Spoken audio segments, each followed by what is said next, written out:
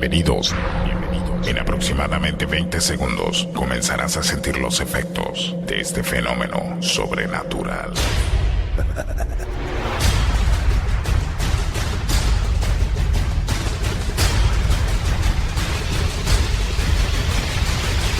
Mundo.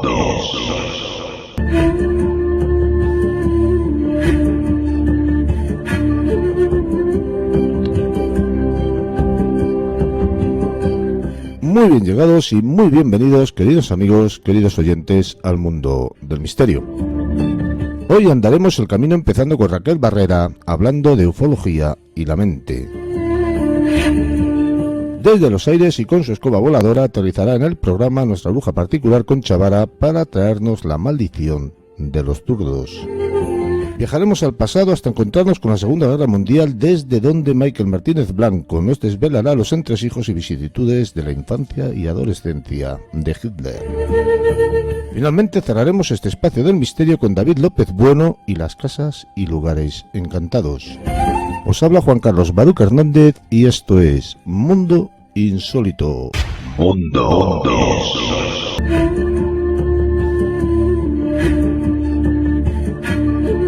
La ufología es un movimiento de investigación de fenómenos aeroespaciales anómalos que pueden estar asociados a fenómenos meteorológicos, a tecnología secreta humana o a posible tecnología espacial de origen extraterrestre. La ausencia de una explicación científica coherente en algunos casos de estos fenómenos aeroespaciales es lo que determina que su origen pudiera no ser terrestre, y por lo tanto cabe la posibilidad, y así se puede pensar, de que sean producidos por seres inteligentes pertenecientes a otros lugares de nuestro gran desconocido universo. Hoy en Mundo Insólito Radio, desde el punto de vista de Raquel Barrera, vemos la ufología como un desconocimiento real de lo que es y de lo que hay detrás. Raquel nos analizará la ufología y la mente desde un conjunto inexorable. Raquel, buenas noches, bienvenida, ¿cómo estás hoy? Hola, muy buenas noches. Bien, Carlos, otra vez encantada de estar con vosotros. Vamos a cambiar diagonalmente y literalmente de tema y de posición en lo que hablamos el otro día, porque no vamos a hablar de la ufología de las abducciones, de los avistamientos, de los contactos. Vamos a hablar de una especie de contacto, pero de una especie de contacto a nivel mental. Raquel.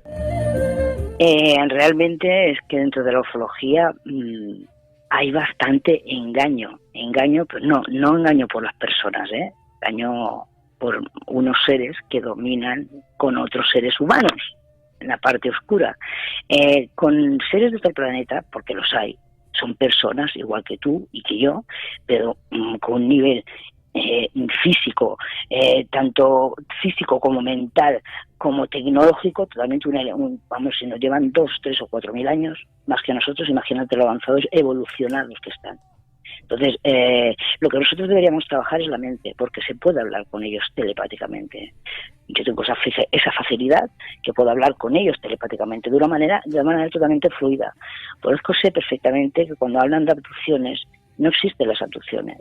Las abducciones es un engaño del ser humano, de una élite oscura, que opera con estos seres oscuros y llevan muchísimos miles, no cientos de años. Espérate, porque estás metiendo el dedo en una llaga, creo que bastante dolorosa para mucha gente. Estás diciendo que todos aquellos que dicen haber sido abducidos de algún modo, ellos lo viven así. Ellos lo viven así como una realidad, pero en verdad lo que es una gran mentira y una gran manipulación por parte de estos seres oscuros que tú estás mencionando, ¿no? Exacto, es una manipulación mental. Es una manipulación mental. O sea que en realidad no han sido físicamente abducidos, ¿no? No. Tú fíjate que absolutamente todos los abducidos, que ellos viven esa realidad porque la viven así, nunca hay una parte de cuando los abducen que nunca recuerdan. Tú puedes hablar con ellos, con los seres de otros planetas, de manera totalmente fluida y telepática. Cuando tú pierdes la conciencia, ahí ya te está manipulando algún ser. Te están manipulando. Utilizan nuestra materia y a veces se pegan, en muchas ocasiones incluso posesiones, que entran dentro del cuerpo de la persona y los manipulan, les implantan ese recuerdo, el ser está dentro de la materia de la persona, no hace ruido, no se manifiesta, se queda ahí calladito para engañar, pero le implanta ese recuerdo que le queda patente toda la vida, y cada vez cuando ellos quieren que este mensaje se dé, que es lo que está ocurriendo ahora, llevan unos años que tantísimo, pues empiezan a recordarlo con más fuerza y más patente, y más patente, y más patente, porque lo que quieren es precisamente eso, dar la información no correcta a través de personas buenas, humildes, personas trabajadoras, normales, que les pasan cosas así, que tienen esa credibilidad, porque es así lo viven. Pero y es así de real. estamos hablando, Raquel, de una especie de posesión no demoníaca, pero sí de unos seres oscuros extraterrestres. Eso es lo que estás diciendo, ¿no? Exactamente. No, se pueden sacar perfectamente estos seres, y cuando se saca este ser, el recuerdo ese de esa persona desaparece. Además, casi, yo no tengo contacto con estas personas, pero te aseguro al 100% que toda persona que supuestamente ha sido abducida tiene alguna enfermedad. Alguna, la que sea. Porque ellos provocan la enfermedad. Si están cerca o pegados o dentro de ti, acaban provocándote cualquier tipo de enfermedad. Estamos hablando de enfermedad física. Física, sí, pues claro, ellos son una energía muy densa, muy baja, y entran en una materia donde hay luz. Entonces ellos se alimentan de esa luz y van bajando la materia, van bajando la energía de la materia, y eso va provocando enfermedad. Tú sabes que yo conozco a algún que otro contactado en este sentido, y les voy a preguntar a ver si realmente tienen algún tipo de enfermedad física crónica, ¿no? Porque incluso puede llegar a ser crónica. Lo que sea, asma, los riñones, los pulmones, las piernas, lo que sea.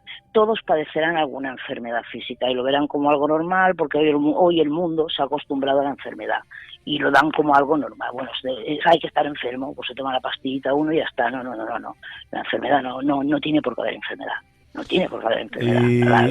Diciendo ya que los abducidos son seres, son personas que son poseídas por este tipo de seres oscuros, vamos a ir a la parte tuya, ¿no? A la parte de el contacto que tú tienes a nivel mental con estos seres, que vamos a entender que son superiores y que están en el lado de la luz. ¿Qué comunicación tienes con ellos? ¿Para qué te comunicas o para qué se comunican ellos contigo? ¿En qué sentido? Se comunican precisamente para darme a ver, yo no pretendo con esto que a mí me crean, cada uno que crea lo que quiera o lo que pueda.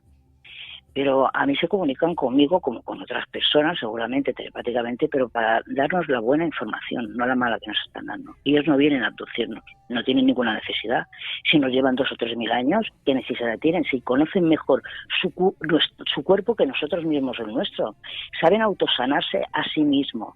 Ellos pueden hablar telepáticamente como lo hacen conmigo. O sea, se sanan y sanan a otros. La tecnología es avanzadísima. Se pueden teletransportar. O sea, hay cosas, tienen sus naves, pero solo las utilizan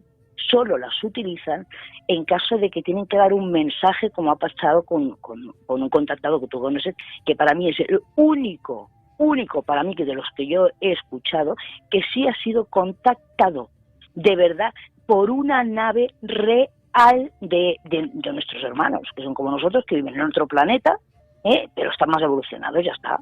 Y vienen aquí a intentar ayudarnos y decirnos cómo vivir en armonía, cómo vivir en paz, cómo viven ellos.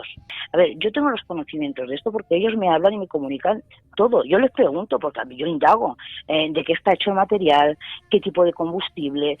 A ver, el material está hecho de fibra de carbono, el material que ellos utilizan para las naves, fibra de carbono y fibra de vidrio. La energía utilizan el combustible energía limpia, no utilizan ningún tipo de combustible como utilizamos nosotros aquí en la Tierra, utilizan energía limpia para poder moverse a la velocidad del pensamiento. Yo hablo con ellos de una manera fluida, igual que ellos me ven a mí y hablan conmigo, yo los veo a ellos y hablo con ellos. Pero les ves físicamente. Les veo físicamente y con los ojos planeta, o con la imagen del pensamiento. No, yo me desplazo allí como un viaje astral, como hacen ellos aquí para hablar conmigo, cuando yo quiero ver el planeta, pero luego telepáticamente yo me acomodo en un sillón que tengo, me relajo totalmente y hablo telepáticamente con ellos, pero tengo que estar totalmente relajada, sin ruidos ni nada, y entonces hablo telepáticamente con ellos. Y luego puedo hacer, como he hecho, viajes astrales, hablando con ellos para ver cómo está su planeta y observar cómo viven y de qué manera, a ver, realmente enseñarnos cómo vivir, que aquí nos están manipulando, nos están engañando para que cada vez el planeta vaya peor y haya las vibraciones más bajas, contra más vibraciones más bajas, la Tierra, el planeta, el clima, la gente, cada vez peor, todo va bajando, van entrando larvas, van entrando demonios, van entrando seres oscuros, la gente se va volviendo cada vez peor, todo va peor, a peor.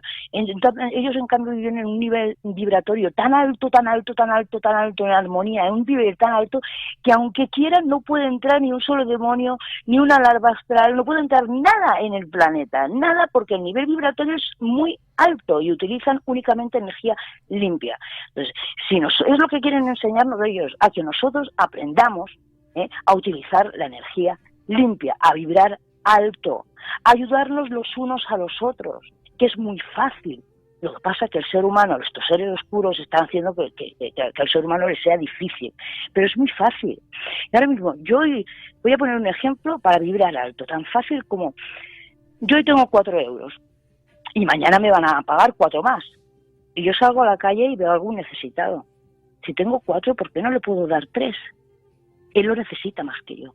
Y mañana yo voy a volver a cobrar. Es en ese momento que tú le das esos 3 euros a esa persona va a pegar un bote, su alma de alegría impresionante. Su vibración tan alta no va a permitir que ningún ser oscuro, ningún demonio, ni nada se le pueda acercar de lo alto que está vibrando, de felicidad. Es que me emociona nada más que de explicarlo, de verdad, porque he visto gente de verdad vibrar, sí. Pero fíjate, Raquel, yo sé, en muchos casos, un caso muy famoso, con una especie de comandante que se llama Astar Serano o algo así. Esto es esa parte del contactismo mental, porque yo he visto a gente, no así entrar en un trance como tú hablas de viaje astral, pero algo parecido. Yo no entro en trance, yo estoy consciente en todo momento. Sí, pero algo parecido, vamos. No sé cómo definirlo. Yo lo he visto un par de veces, esto hace muchísimos años ya, ¿eh? Y supuestamente contactar con este comandante Astar Serano. Tron, se llama Tron. Yo no sé si esto es real, es mentira, es un montaje. ¿Qué es? Yo te estoy diciendo, a mí me da igual lo que pienses. Yo no le pico a la puerta a nadie para decir, oye, ¿me puedes escuchar que yo hablo con extraterrestres, como lo llamáis vosotros? Sí, vamos a ver, Raquel, tú estás dando tu opinión. Como otros dan otras opiniones. Lo que yo vivo. Claro. Exacto. Que vivo. Pero tú puedes saber perfectamente desde tu experiencia, no ya desde tu opinión, sino desde tu experiencia, de lo que tú vives, sabes perfectamente si este comandante o este ser es oscuro o no es oscuro. Por supuesto, hombre, por supuesto, es que la vibración es que no podía estar cerca de él. Con la vibración, yo no puedo estar cerca de ningún ser oscuro, es que me vibra, es que lo percibo, todo, los olores, la vibración me tiembla todo el cuerpo, es que no, los veo tal como son. Pero existen estos seres, sí, ¿no? Hombre, por supuesto, son seres oscuros y demonios, es lo mismo. Lo que pasa es que unos le llaman seres oscuros y otros demonios, pero es lo mismo. Son seres muy inteligentes. A ver, si están antes de que el planeta Tierra existiera, no van a ser más inteligentes que nosotros, pero muchísimo más, y se quieren hacer con el planeta. De hecho, casi lo tienen ellos, porque se pegan a las personas, bajan las vibraciones, venga a bajar la vibración, más mal humor, más cortar caminos, más desgracias, más muertes, más enfermedad, y es lo que quieren ellos, y lo están consiguiendo. Por eso siempre digo que la batalla, la guerra, no es contra sangre, sino contra potestades. Y la guerra la estamos haciendo aquí entre nosotros, y hay que luchar mentalmente. La lucha es mental. Si aprendiéramos un mínimo solo a utilizar la mente, es que seríamos muy poderosos, y es lo que ellos no quieren, que el ser humano evolucione y sea poderoso. Es lo que ellos no quieren, porque podemos hacer mucho con la mente, y bueno, mucho para bien.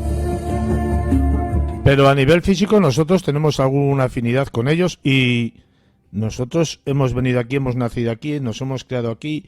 hemos evolucionado, como decía Darwin, ¿no? Desde la más mínima expresión de vida, o hemos sido implantados, o hemos sido creados. ¿Qué somos nosotros? No, Dios nos ha creado. Dios, nosotros somos almas. Y Él creó la materia humana. Pero supuestamente Dios ha creado a todos. A todos, Vale, a todos, a ya. los otros planetas. Dios es el padre y el dueño del universo entero. Entero. Hay otros planetas con otras personas más evolucionadas, pero en su momento empezaron como nosotros, como en la prehistoria, hasta que han llegado a un nivel de evolución bestial. Y eso es lo que el Padre, o sea, Dios, pretende con nosotros, que también evolucionemos, que también seamos mejores personas, que también cada vez vayamos a mejor, que para eso Él nos dio esta materia, para que evolucionemos, no para que estemos como estamos. Y bueno, por ejemplo, si estos seres son tan omnipotentes, ambos, Son inteligentes, pero torpes. tantos los oscuros como los seres de luz, ambos tienen un poder debido también a su inteligencia superior al nuestro. ¿Por qué no vienen y dicen fuera todos de aquí de una vez y ya está? O los otros vienen y no, os vamos a defender contra estos otros. ¿Por qué no hay esta lucha? A ver, los seres de luz, los ángeles, claro que vienen y nos hablan, pero también nos hablan los seres oscuros. Hay que aprender a diferenciar qué voz tenemos que escuchar o no. Después otra cosa, los seres de luz no rompen jamás nuestro libre albedrío. Ellos nos hablan, si los queremos escuchar, los escuchamos, si no los queremos escuchar, pues no los escuchamos. Ellos no nos rompen el albedrío, no nos ponen una soga al cuello, tienes que venir conmigo. No, en cambio el demonio sí. El demonio no rompe el libre albedrío, porque no puede tampoco, pero te engaña para poder entrar, con engaños sutiles. Sí, pero ¿por qué no nos invaden de una vez? Vienen con sus naves. Pero si ya estamos invadidos. Ya estamos. El 95% de la población mundial está infectada, oprimida o poseída. Sí, ya estamos. Hay muy poca gente que pueda. Entonces no estamos hablando de una invasión como nosotros podemos entender a nivel terrenal. No. A mí esto de las películas que siguen, no, yo digo que la guerra es mental, la guerra es contra potestades que vosotros a los ojos no veis. Podría ser una especie de guerra energética, ¿no?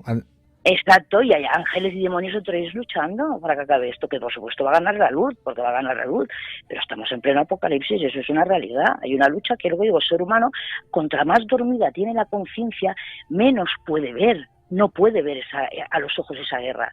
Yo he tratado personas que limpiándolas con terapia han llegado a un nivel de evolución y a un nivel de apertura que han podido ver a esos seres tal y como son y han podido ver a los ángeles y pueden verlos.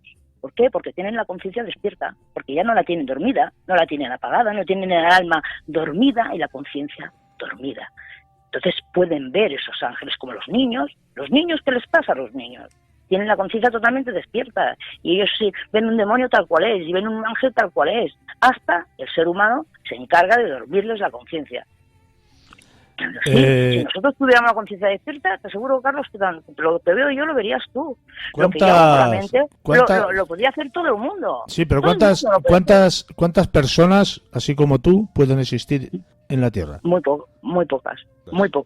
Y te digo que las pocas que hay operan para el mal, Operan para el mal. Hay telépatas, como yo soy telépata, ¿vale? Telépatas y psíquicos muy, con un nivel de un poder adquisitivo bestial. Y yo los veo. Ellos me ven a mí también, pero bueno, están escondiditos y ellos observan, van manipulando. Tú imagínate si yo puedo hablar con un ser de otro planeta y me puedo desplazar donde quiera a través de un viaje astral, estas personas que obran con el mal, ¿qué es lo que no pueden hacer? Hay que preguntarse, ¿qué es lo que no pueden hacer? Y encima con un poder adquisitivo bestial que controlan el mundo entero. Otra pregunta. Si los seres oscuros atacan un planeta como el planeta Tierra, aquellos otros seres que son de luz, que hemos hablado, ¿qué necesidad tienen de venir a defendernos? Somos hermanos. A ver, cuando nosotros dejemos la materia y moramos, volveremos a casa y veremos a nuestros hermanos que nos han ayudado. Nos tocará a nosotros estar ahí, luego a lo mejor ellos vienen a la Tierra a tener esta experiencia, como ser humano y nos toca venir nosotros a ayudarlos. O sea, es una experiencia que estamos aquí en la Tierra viviendo como ser humanos para poder tocar, oler, saborear, tener una experiencia maravillosa, y tenemos nuestros hermanos que nos protegen, pero bueno, tenemos que aprender a cómo disfrutar esta experiencia que Dios nos ha dado, esta materia, cómo disfrutarla y no empeñarnos en destrozarla, que es lo que estamos haciendo, con las negatividades y escuchando a lo que no tenemos que escuchar, pues venga el planeta para abajo, el planeta, las personas, los animales, y así estamos. Y cada vez era peor, porque esto no es nada. Yo siempre digo, acaba de comenzar, pero que ha comenzado unos años. Pero lo que vamos a ver, lo que hemos visto, no es nada con lo que nos queda por ver. Nada, porque no el ser humano no toma conciencia, no hay manera, no toma conciencia. Y yo seré la loca. ¿Por qué, Raquel, eres un ser tan especial? ¿Por qué tú? Yo. No sé, eso lo tenéis que investigar vosotros. Eso lo tenéis que investigar vosotros y deducirlo vosotros. Yo ya sé por qué, pero creo que no debo decirlo. Vamos a ir terminando, si te parece. Ya sabes que el tiempo siempre se nos va largo. Y bueno, vienen compañeros detrás que también precisan de su tiempo y de su momento. Hablen del tema que hablen. Para ir terminando, yo no sé. Te preguntaría, yo me quiero intentar poner en contacto con algunos de estos seres de luz que estamos hablando. Tú lo haces muy fácil porque para ti es una cosa innata, natural, que lo llevas haciendo toda la vida, como si hubiera venido contigo, ¿no? Es inherente a tu ser. Yo me quiero poner en contacto, quiero intentar ponerme en contacto con un ser de estos. ¿Qué preciso? A nivel personal, a nivel ambiental. No sé si me explico.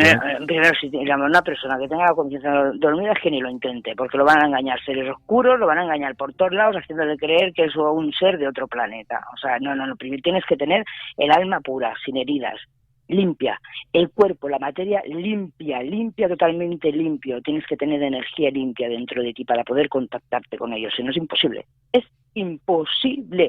pues si no te van a engañar seguro. Para que nos entendamos de alguna manera, ¿no? Tu pensamiento tiene que estar fuera de odio, fuera de envidia, fuera de rencor, que no existe. A ver, es que esas emociones, cuando tú tienes la luz limpia, tienes tu alma limpia y esas energías, estás con Dios, realmente estás con Dios. Esas emociones no las tienes, es que no las conoces. A mí me choca ver este tipo de emociones, porque yo no para mí es que es bestial para mí, no existen esas emociones. Esas emociones son de esos seres oscuros que se os meten en la cabecita, esas emociones, os meten en el dedito en la llaga y os meten emociones negativas, precisamente para que os creáis que es vuestro pensamiento y sigáis bajando y bajando. No, a mí alguien se me pone delante y se me pone a insultarme, todo con esa ira que a veces, y yo es que a mí no me afecta. Yo me quedo tan tranquila con lo nerviosa que soy yo, que yo soy hiperactiva. Pues yo me quedo delante y pienso, ay, Dios mío, que Dios te bendiga, y qué lástima me da con lo que tienes detrás, porque soy consciente que lo está manipulando varios seres y que le están haciendo hablar de esa manera para atacarme a mí y hacerme bajar a mí la vibración. Entonces no les doy el gusto. Me quedo tan tranquila y sonrío. Entonces yo no conozco. Total, ese tipo de emociones yo no las conozco, no tengo esas emociones. Es tremendamente complicado intentar hacer lo que tú haces, ¿no? No es complicado, lo hacéis complicado. No es complicado. Vosotros lo hacéis complicado. No me personalices, que yo no hago nada. Yo hablo en plural. El ser humano lo hace complicado. Es más fácil. Lo que pasa que sí que es verdad que cuando uno decide escoger el camino de Dios, el camino de la luz, a mí siempre me lo ha dicho el Padre, Raquel, el camino de Dios no es fácil.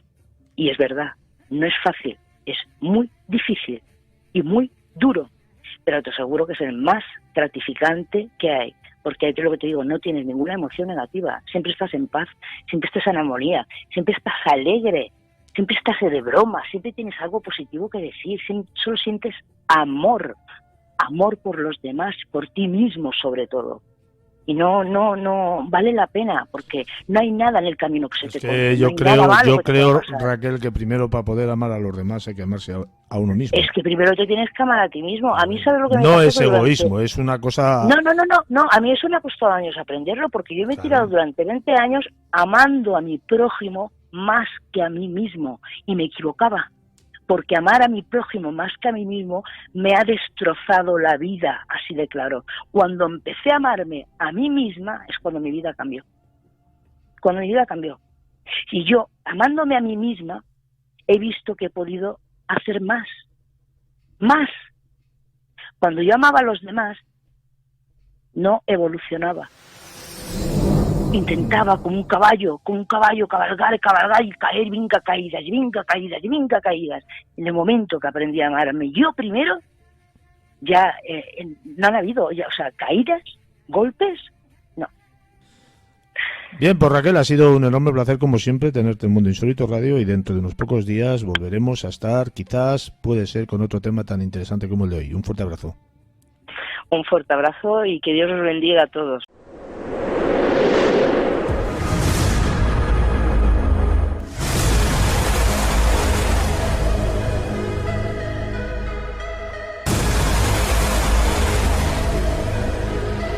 Viaje a lo desconocido con mundoinsólitoradio.es.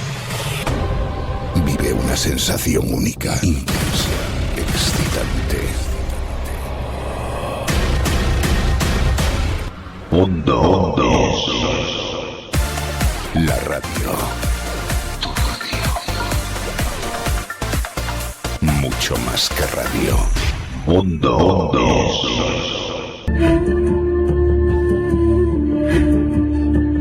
A lo largo de la historia, emplear la mano izquierda en lugar de la derecha ha constituido una fuente de problemas para gran parte de la población.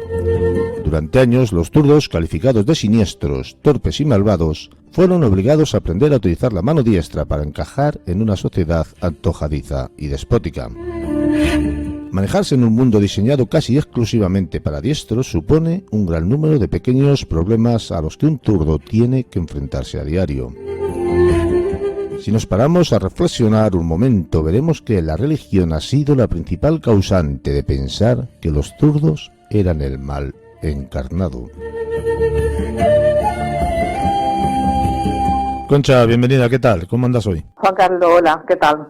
Otro día más aquí en compañía de toda la familia de Mundo Insólito. Como lo prometido es deuda, la semana pasada habíamos dejado dicho que esta semana íbamos a traer una especie de maldición que ha perseguido inexplicablemente a las personas que tienen la mano dominante izquierda, ¿no? Efectivamente. Bueno, yo creo que hoy en día también en algunas culturas siguen siendo perseguidos, pero bueno, ya la cosa parece que va prosperando. Y es verdad, bueno, los zurdos son esas personas que utilizan de forma natural el lado izquierdo de su cuerpo, ¿no? Son una parte generalmente minoritaria. Y fíjate qué curioso, Juan Carlos, que hay, aunque no se conoce las causas, parece que existen más zurdos varones que mujeres. Pues fíjate que yo esto nunca me lo hubiera planteado, o sea, jamás en la vida hubiera pensado si hay más hombres zurdos Yo tampoco. que mujeres, es muy curioso. Y en mi familia, bueno, la única persona, mujer que conozco que es zurda es mi madre, y luego tengo varios miembros de la familia zurdos, pero son todos varones. Yo, por ejemplo, la mía no ninguna, pero yo sí que tengo una particularidad que para ciertas cosas utilizo la mano izquierda como dominante. Por ejemplo, para escribir en el móvil o manejar el móvil, utilizo más la izquierda que la derecha. No sé por qué, porque yo soy diestro, por naturaleza. Pero eso suelen hacerlo los ambidiestros, ¿eh? Y luego, bueno, yo no sé si soy ambidiestro, no para todo, ¿eh? Lo que pasa no que te consideras ambidiestro, ¿no? Hombre, sí que utilizo la mano izquierda para muchas cosas, pero también puedo utilizar la derecha, no tengo ningún problema. Si eso es ser ambidiestro, pues a lo mejor lo soy. Pero, la por verdad ejemplo... Es que mira, a ver, bueno, pero perdona que te interrumpa. Utilizamos ambas manos, ¿no? En general, para un montón de cosas. Siempre favorece más una que otra, ¿no? Lo normal es que una persona sea diestra, pero digo por lo de que el número es inferior, las personas que son zurdas. ¿Qué ocurre? Que la ambidiestra hace las mismas cosas con las dos manos. Bueno, pero yo, por ejemplo, para repartir las cartas de la baraja, no me sale con la mano derecha, es imposible, yo las reparto con la izquierda. Yo las quiero repartir con la derecha, hombre, si me pongo lo hago, pero no tengo esa naturalidad. Fíjate qué curioso. Y fíjate, para escribir, cuando hace años, en un torneo que jugamos en Limos, en Francia, de ajedrez, un torneo de ajedrez, pues se me había inventado toda la mano, me habían escayolado 2 dedos, jugando al baloncesto me había hecho una picia buena en la mano derecha. Y como allí tenías que firmar y tenías que escribir las jugadas y toda la parafernalia que lleva todo este mundo del ajedrez, pues no me quedó más remedio que aprender a escribir con la mano izquierda. Y aprender a firmar con la mano izquierda, claro, porque si no, no valía. Qué complicado, ¿eh? Bueno, pero yo aprendí. La pregunta es, Concha, ¿por qué una persona, o a qué se debe que una persona sea zurda? Pues parece que nuestro cerebro controla de un modo cruzado a nuestro cuerpo, es decir, casi siempre es el lado izquierdo del cerebro el dominante, ¿no? Esto ocurre con las personas que somos diestras. Yo soy diestra. Sin embargo, en los zurdos el cerebro controla el lado derecho, y lo mismo ocurre con las personas ambidiestras. Al parecer, estas personas también tienen controlado el lado derecho de su cuerpo. Y bueno, ya vemos que los zurdos han sido siempre una minoría en nuestra sociedad, ¿no? Pero es que además casi siempre se les ha considerado malditos, que es lo que vamos a ver con el tema de hoy, ¿no? Y digo casi siempre, Juan Carlos, porque esto es otra curiosidad. En la antigüedad, los vestigios arqueológicos nos indican que el hombre no hacía distinción entre zurdos y diestros.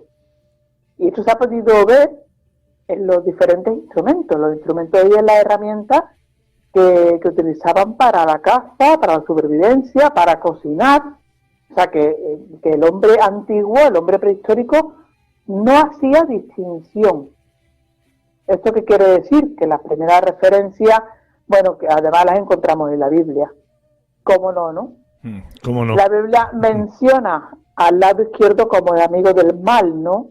Y la pregunta aquí sería si la religión fue quizás la principal causante de que se haya maldecido a los zurdos durante siglos, ¿no? La Santa Inquisición mandó a muchos zurdos a la hoguera, Juan Carlos.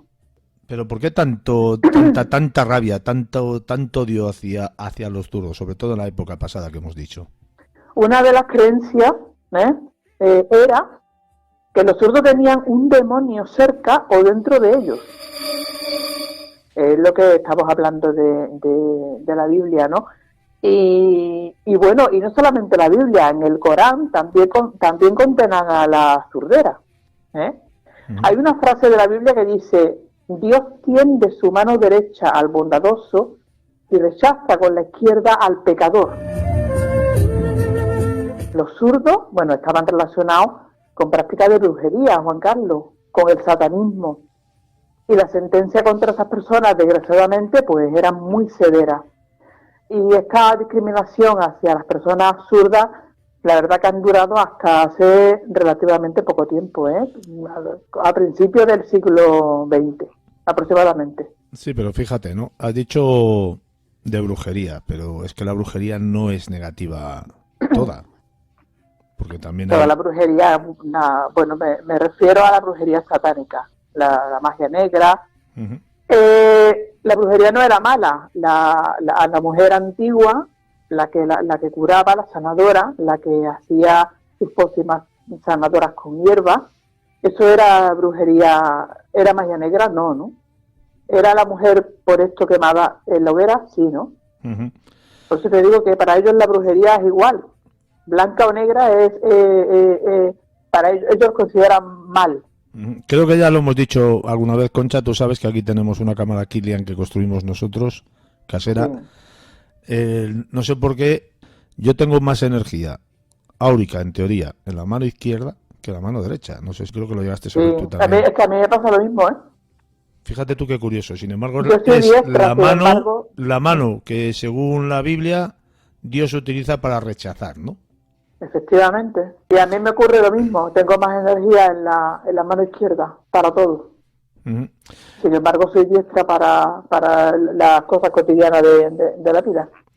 Este tipo, porque estamos hablando ahora mismo de la Biblia, ¿no? De la religión católica. Sí. Este tipo de o esta maldición que decían que tenían los zurdos de la época se extendió a otras culturas? Pues sí, a otras culturas y a otras religiones, claro. Por ejemplo, el hinduismo o la santería africana relaciona la mano izquierda con lo que está sucio, con lo sucio. La usan para lavar sus partes íntimas, ¿no? Para los genitales. También hay en estas culturas la mano la asocian al asociarla a lo sucio, es la que usan para limpiar, ¿no? Cuando una persona va a defecar, por ejemplo, ¿no? Pues se limpia con esa mano. Luego esa mano no la puede utilizar para dar un apretón de mano, no la pueden utilizar para comer, por ejemplo, ¿no? Y bueno, tú sabes que los africanos usaban también la mano izquierda de los ladrones o la de los asesinos como talismán. Qué fuerte, ¿no? Es que le cortaban la mano. Sí, pero yo pensaba que les cortaban la mano derecha a los ladrones. No, le cortaban la mano izquierda y la momificaban. Y con este amuleto tenían la creencia de que podían entrar en algunos lugares sin ser vistos, y también atribuían a esta mano petrificada el don de manipular a las personas. Con el tiempo y con su uso, pues los poderes de la mano disminuían, y ¿qué hacía? Que buscaban otra. Otra mano zurda de otro asesino o de otro ladrón para cortársela. También en África cargan o llevan, que esto creo que se sigue haciendo, el traje nupcial, cuando va a haber una ceremonia nupcial, ¿no? Pues los trajes nupciales lo cargan con el brazo derecho, porque con el lado izquierdo se cree que puede profanar la pureza del matrimonio. En Nueva Guinea, los nativos creían que brindar en una boda con la mano izquierda envenenaba su bebida y que condenaba a la pareja a un hechizo de magia negra. Bueno, aquí en Europa, tú sabes que las tácticas policiales para buscar criminales sospechosos comenzaban por los ciudadanos que eran zurdos. Qué curioso, ¿verdad? O sea, que cuando estaban buscando a un sospechoso de un asesinato, primero se iban a la lista de los zurdos. Esto parece que no tiene ninguna explicación lógica, la verdad, pero no deja de ser curioso. En teoría no. ¿Eh? Que en teoría no tiene explicación, No, creo no. yo. Luego yo creo que todo viene por el tema de lo maldito, ¿no? De la persona que era zurda, ¿no? O que es zurda, ¿no? Hasta hace un par de décadas, en Japón se creía que el hecho de que una mujer fuese zurda indicaba que aunque se casara se divorciaría. O sea, veían que una mujer zurda se iba a casar, ya daban por hecho que pronto se iba a divorciar. Decían que la mujer zurda llamaba a los demonios y anulaba la bendición que había sobre las alianzas matrimoniales, Juan Carlos. Fíjate hasta dónde llegaban. Bueno, y en China obligaban a los zurdos a ser diestros, bueno, que esto también ha ocurrido y sigue ocurriendo, yo creo, en muchas culturas, ¿no? Porque la escritura china es inentendible si se escribe con la mano izquierda. No se puede entender porque parece ser que los trazados de los signos deben ser realizados con la mano derecha. Con la mano izquierda, pues, sí, pero esto, Concha, no ha basado solo en China. Yo no lo he llegado a ver, así como te lo voy a contar, pero sí gente algo mayor que yo sí que lo ha visto, ¿no? Antiguamente, en determinados colegios, o en muchos de los colegios, a los niños les ataban la mano izquierda a la espalda para obligarles a aprender a escribir con la derecha. Sí. Lo cual les hizo más hábiles y más inteligentes, si se pueden decir así. Esto ocurría... Porque aprendieron a usar las dos partes del cerebro. Fíjate, claro. Qué curioso. Esto ocurría sobre todo en los conventos. En los conventos las monjas le ataban a los alumnos el brazo izquierdo a la espalda, ¿no? Incluso también con una regla o un palo de madera, les daban un golpe en la mano cada vez que veían que cogían el lápiz con ella, ¿sabes? Bueno, Eso... Eso es una barbaridad y yo creo que eso sigue existiendo hoy en día, ¿eh? Pero bueno. Fíjate que también yo que he hecho la mili, por suerte o por desgracia, también el arma lo portas con la mano derecha. Sí. Cuando vas en formación, seas o no seas zurdo, que ya en esta época de mi vida ya daba igual que fueras zurdo que no, pero sí que te obligaban a formar con el arma cargado en el hombro derecho. Pues sí, hay tantas cosas. Mira, por ejemplo, en Roma, ¿no? En la Roma antigua, los zurdos eran considerados siniestros. Eran siniestros. Cualquier cosa relacionada con la izquierda era diabólica para ellos, era negativa. Eran muy mal mirados, y también en la antigua Roma, en las formaciones militares, igual que recientemente, como tú bien has dicho, los jóvenes eran obligados a usar la mano derecha, ¿no? Uh-huh. Y había legionarios que llegaban a cortarle la mano para que no la usaran, ¿eh? Porque decían que podía interferir en el combate, incluso los sacaban de los combates. La verdad, mira, es que han sido siempre maltratados, han sido siempre golpeados, ¿vale? Y la verdad que lo izquierdo era para ellos siempre malo y oscuro. Sí, pero es que estamos hablando mucho del pasado, pero como yo he dicho antes, ¿no? Hasta hace muy poco tiempo en la historia se ha obligado a los zurdos a usar la mano derecha, ¿verdad? Pues sí, la coacción contra los zurdos para que se vuelvan diestros ha durado hasta hace muy poquito. Y no me extrañaría, como te he comentado, que aún existiese en algunas culturas esta práctica, ¿no? Los profesores, como hemos comentado, ataban las manos.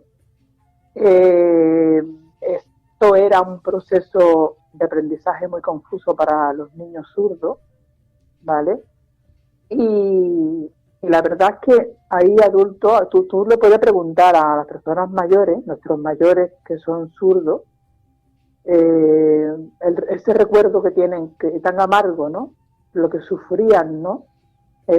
Por lo que tuvieron que pasar por culpa de este mal llamado defecto, ¿no? Y el consiguiente trauma ocasionado en sus infancias, ¿no? Sobre todo lo que estamos hablando, ¿no? En la escuela, ¿verdad? Sí, pero estamos hablando de la maldición de los zurdos, ¿no? Sí. Y estamos hablando de los dos lados del cerebro, pero siempre el lado izquierdo siempre ha tenido, vamos a decir, una mala reputación.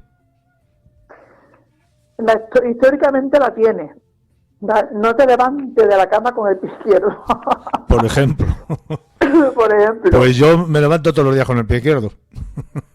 ¿Pero lo haces queriendo? No, porque estoy en ese lado de la cama. Pues tú sabes que yo, con lo supersticiosa que soy, pongo primero el pie derecho. Pero tú lo haces conscientemente, yo no me entero. Yo me levanto. Yo, incluso inconscientemente, el pie derecho. Siempre me pongo el zapato derecho, la zapatilla derecha. Cuando coloco los zapatos en orden, coloco el zapato derecho o la zapatilla derecha un poco más hacia adelante que a la izquierda. Cuando guardo los zapatos, que los tengo a lo mejor capilar, guardo el derecho sobre el izquierdo. Qué curioso. O sea, fíjate las manías que tengo yo con eso. y espérate, hay que vivir con ello. Sí, ¿no? Pero para mí es natural. Sí. Las personas que me ven, pero tú eres una maniática. Pues sí, puede ser que sea todos tenemos manías, ¿no? Y ya te digo yo que para mí el tema de la derecha y la izquierda, en este caso, no por el tema del zurdo, ¿no? Porque además, fíjate, yo tengo familiares que son zurdos y yo los trato con la misma durabilidad que si no lo fuesen. Pero que en el sentido de la izquierda o la derecha, con la reputación esta o la mala reputación que siempre ha tenido, yo ahí soy muy leal, ¿eh? Ahí, bueno, también hay frases como en el reino, y volvemos a la Biblia otra vez, en el reino de los cielos son los elegidos los que están sentados a la diestra de Dios, a la derecha del Padre, los condenados estarán a la izquierda en el juicio final. Fíjate que estaba yo pensando ahora a la hora de ir a calzarme, ¿no? Sí. Porque yo estaba pensando ahora en el crío, siempre que se levanta, siempre busca la zapatilla con el lado derecho, con el pie derecho. Siempre busca primero calzarse. Sin embargo, yo no. Yo si me pilla primero el izquierdo. Pero para que tú veas, y él lo hará inconscientemente. Inconscientemente, pero siempre busca la derecha. Y creo que la cría es igual que yo. Si le pilla primero una, y si le pilla primero la otra. Sí, ¿no? Pues fíjate, es muy curioso, la verdad. Pero yo creo que deberíamos de observarnos, ¿no? Que todos los oyentes se observen, a ver cómo lo hacen, a ver si cuando se levantan ponen primero el pie derecho, el izquierdo, cómo ordenan sus zapatos. Es que es muy curioso eso, ¿eh? Siempre, no sé si vas a decir algo más. Bueno, no, iba a comentar que hoy en día, ¿no? Hasta el día de hoy, por lo menos, es tabú comer con la mano izquierda en algunas culturas, ¿vale? Los árabes, bueno, sabes que comen con los dedos, ¿no? Ellos no tienen cubierto. Ellos la comida se reúnen, se sientan en el suelo, en unos cojines grandes. Bueno, yo creo que todo el mundo lo hemos visto, ¿no? Y comparten la comida en familia, pues cogiendo con las manos la comida. Pero habría que apreciar aquí que lo hacen con la mano derecha y que la mano izquierda la tienen oculta. Eso es una cosa muy interesante. Luego también, pues para ellos es un insulto, ¿no? Dar un apretón de mano con la mano izquierda, saludar con la mano izquierda también lo es. Y bueno, la discriminación hacia estas personas ha sido muy notable a lo largo de la historia, ¿no? Se castigaba a los niños, como he comentado antes, ¿no? Sobre todo en los colegios religiosos, Que esto es muy significativo, Sí, porque claro, ahí lo que hemos hablado de lo de la Biblia, ¿no? Ahí lo llevarían más a rajatabla también esta historia de la mano predominante. Yo siempre he pensado, no sé si tú también, y yo creo que la mayoría de la gente que nos está escuchando también lo habrá pensado, que los zurdos, por el mero hecho de ser zurdos, quizás sean más inteligentes, ¿no? Existe esta creencia, que los zurdos son más inteligentes y creativos que los diestros. Científicamente se ha demostrado que no, Juan Carlos, pero sí es verdad que son más hábiles. Yo también lo creo, que sean más hábiles. Porque desde muy temprana edad pues han tenido que crearse unos hábitos para poder adaptarse, ¿no? Para poderse valer con todo lo que está hecho para la gente diestra, ¿no? Ellos están en una constante desventaja. Casi todos los utensilios, herramientas, los diseños de programa son para diestros. Los inventos siempre han sido creados y diseñados para usar con la mano derecha. Los zurdos tienen que aprender a adaptarse a un mundo donde todo está al revés desde su punto de vista, ¿no? Y aunque afortunadamente la sociedad está siendo cada vez más competitiva en este sentido, porque ya, bueno, hoy en día tienen cuadernos especiales para ello, bolígrafos, sacapuntas, tijeras, sacacorchos, relojes. Si te das cuenta, son temas, son útiles que no nos damos cuenta, pero que son muy importantes. Instrumentos musicales, teclados de ordenador, ¿vale? Y un largo etcétera de cosas, ¿no? Pero aún hay mucho por hacer y por crear para ello. Y lo que más importante, aún queda camino para que finalmente sean aceptados como lo que son, ¿no? Personas que son normales, ¿no? Y ese estigma, pues, que pueda desaparecer para siempre, ¿sabes, Juan Carlos? Fíjate que estaba pensando yo ahora en los coches, ¿no? En determinados países se conduce del lado contrario, y pensando en cómo uno sería capaz de hacerlo, me resulta complicado conducir ahora, mentalmente hablando. Luego a lo mejor te pones en la práctica y luego es una tontería más como la otra. Pero independientemente de que se conduzca por el lado derecho o izquierdo en algunos en los distintos países, está el manejo en sí del coche. Los coches están todos preparados para gente diestra. No. Se conducen y llevan el volante al lado contrario, Concha. Lo llevan todo. Sí, pero vamos a ver. Y entonces tú cambias las marchas con la mano izquierda, en vez de cambiarla con la mano derecha, por lo tanto. Yo no me refiero a eso. Me refiero, hombre, una persona diestra circular por la con todo al revés en el coche es complicado. Me refiero a que ya de por sí, aquí por ejemplo, ¿no? Que circulamos por la derecha. Un coche no está preparado para un zurdo. No, claro, pero es que... Al igual que los diestros. Sí, pero esto, sí, pero Concha, esto yo creo que va más a nivel de acostumbrarse desde que uno nace que a tener una lógica de este sentido que estamos hablando. Bueno, pero ya... Porque fíjate tú, los ingleses, por ejemplo, ellos están acostumbrados a conducir con el volante al otro lado. Y van, ¿sabes?, por la izquierda. Y ellos lo tienen introducido desde los principios de los principios. Fíjate, yo por ejemplo, en la enseñanza, tú que dices que yo creo que sí que vale mucho el intentar manejar las dos manos e intentar ser ambidiestro, entre comillas, tampoco hay que forzarse ni tampoco hay que ir más allá. Pero yo te lo digo a nivel de enseñanza en el juego del ajedrez, ¿no? Yo a los alumnos míos les hago jugar con la mano izquierda, los que son diestros, y los que son zurdos les hago jugar con la mano derecha. ¿A que no sabes por qué?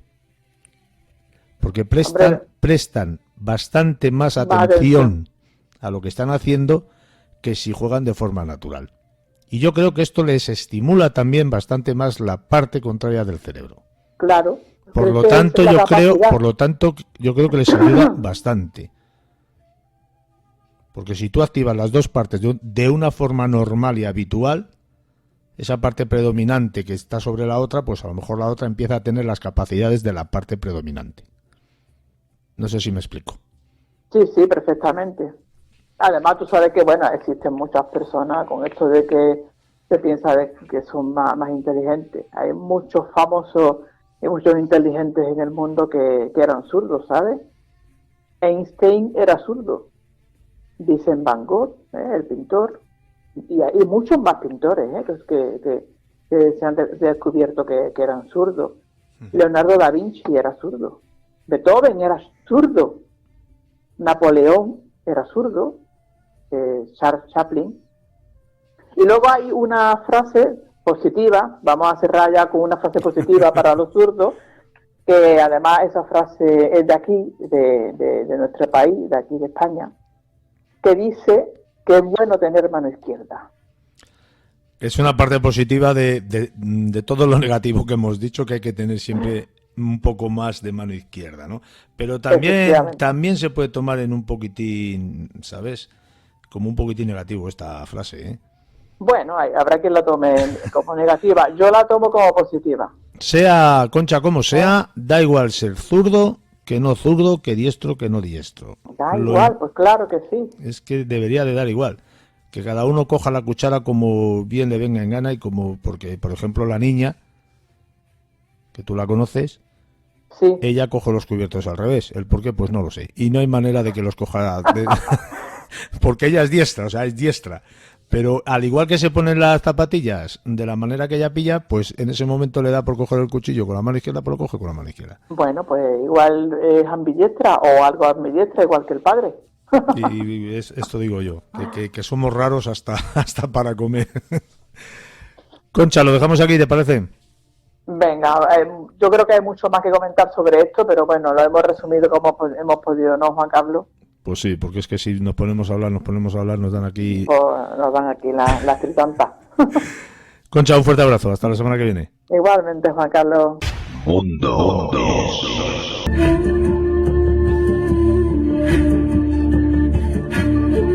Hitler afirmó en una ocasión que de niño era azotado a menudo por su padre. Años más tarde le dijo a su secretaria: entonces tomé la decisión de no llorar nunca más cuando mi padre me azotaba. Unos pocos días después tuve la oportunidad de poner a prueba mi voluntad.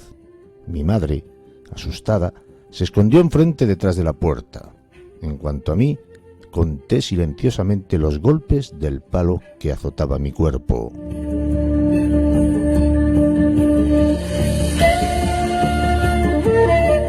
Muy buenas, Michael, bienvenido, ¿cómo estás? Buenas, ¿qué tal, Juan Carlos? Bueno, pues estamos muy bien, muy bien. Vamos a lo prometido es deuda, que dicen, y vamos a hablar de esa parte de Hitler, de esa indigencia que tuvo Hitler, y qué menos que para empezar a hablar de ello, pues a empezar a hablar desde su más tierna infancia, ¿no? Pues sí, porque el personaje Juan Carlos de Hitler ha sido estudiado, analizado, escudriñado por miles de historiadores, psicólogos, periodistas, etc., para intentar saber cómo pudo llevar al mundo a esa barbarie. Y hoy vamos a empezar por contar desde sus principios. Pero ojo, empezaremos por el padre, que es la pieza clave de este personaje. Y casi nunca se mienta en ningún libro, o sobre todo en ningún programa de radio, ¿no? La infancia, decirlo en 3 palabras, la infancia de Hitler estuvo marcada por palizas, indigencia e incomprensión. Así que nos vamos a un establo donde nace un niño entre animales y paja, pero no me estoy refiriendo a Jesucristo, ni estamos en Belén, ¿no? Estamos en el año 1837, en la localidad de Bramaut, en Bohemia, en Austria. Allí nacería un niño llamado Alois, el cual no conocería nunca ni supo cuál era su verdadero padre. Fue criado por la madre con ayuda de un familiar de esta. Tiempo después, la madre se casó con el molinero del pueblo, el cual nunca aceptó a Alois ni como hijo, ni tampoco lo llegó a reconocerlo, ¿no? Con lo que Alois llevó el apellido de su madre hasta los 40 años. La madre, el apellido es Chicken-Gruber.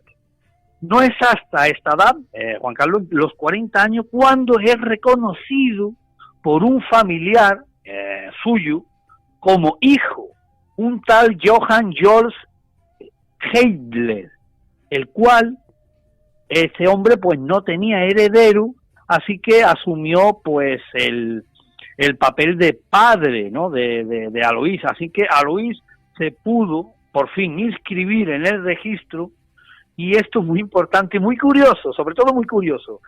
Como dato, fue inscrito y un fallo en su apellido, el cual debería ser, como he dicho antes, Hitler con D de dado, y lo inscribieron como Hitler con T. Y que a la postre, bueno, pues ese fallo a la postre, pues eso sería el apellido más famoso de toda la historia.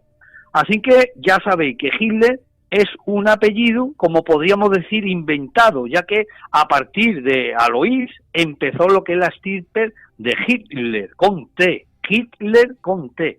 Parece ser que el padre no le importó mucho, y bueno, y siguió con esa T en vez de Hitler. Es curioso, ¿verdad? Sí, hombre, y tampoco le podía haber importado mucho cuando habían renegado de él, o sea que yo creo que pasó literalmente de ello y se quedó tal cual, ¿no? Sí, se inscribió y bueno, cogió una pequeña suma de dinero. Que era realmente lo que le interesaba. Exactamente, era lo que le interesaba. El apellido, bueno, con 40 años ya, por eso te digo, pues ya era reconocido por el nombre de la madre. Bueno, a él no le importó. No creo yo que ni que mirase mucho, Juan Carlos, lo que es ni se diera cuenta, a lo mejor es que ni se dio cuenta. Alois, que a partir de sus 18 años había entrado a formar parte del Servicio Imperial de Aduanas. A partir de ese momento, y a pesar de sus orígenes campesinos, recordar que nació en un establo, logró abrirse camino gracias a su amor propio. Estaba obsesivo, su obsesión por prosperar, aunque eso sí, apostando siempre por el trabajo estricto. Poseía una personalidad dominante y se afanaba con impaciencia y sin darse el menor respiro en conseguir sus objetivos. Tenía la capacidad de dominar de forma fría y calculadora a quienes le rodeaban, siendo o sobre todo sabiendo impresionarles y convencerles. Para empezar, sus mismos compañeros le describían como un sujeto obstinado, que estaba obsesionado con el cumplimiento de sus obligaciones laborales. También decía que era antipático, muy estricto y detallista, ¿no? Además de muy poco accesible como persona. Era por aquí le decimos que era un prenda por esta zona. Sí, lo que me sorprende es que fuera detallista. Bueno, pues detallista obsesionado al máximo. En el año 1860 ya había tenido una hija ilegítima. En 1873 contrajo matrimonio con una mujer 14 años mayor que él. Aunque a pesar de estar casado, Aloís, pues él prefería mantener relaciones con una muchacha, una más joven que él, la cual, pues precisamente tenía como sirviente a una chica llamada Francisca, ¿no? La que incluso que residía allí, ¿no? Con el matrimonio, mientras conseguía que la madre de Adolf, la que se llamaba Clara Kolff, era familiar, era nieta de su tío, la cual, bueno, pues en aquella fecha tenía 16 años, y él estaba intentando, posiblemente, o ahora se sabe, ¿no?, que estaría enamorado de ella, y quería que se trasladara a su casa para que estuviera sirviendo allí en las tareas del hogar, y cosa que lo logró. Así que, como estamos viendo, la mujer vio día tras día lo que hacía su marido. Bueno, la mujer, pues en aquel entonces pidió el divorcio y lo consiguió, ¿no? Se divorció de Aloís. Aloís, bueno, pues parece ser que no le interesó mucho y se casó con una chica llamada Ana.